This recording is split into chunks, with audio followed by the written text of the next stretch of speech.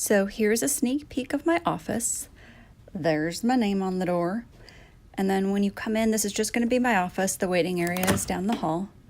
And as you enter, the first thing that you'll notice is my welcome sign.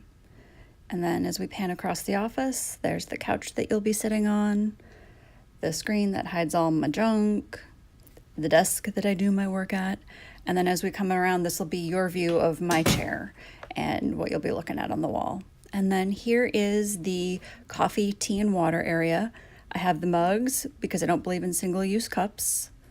And then as we come around here, I also have a box of fidgety things in case you need that and that makes you more comfortable while we're talking.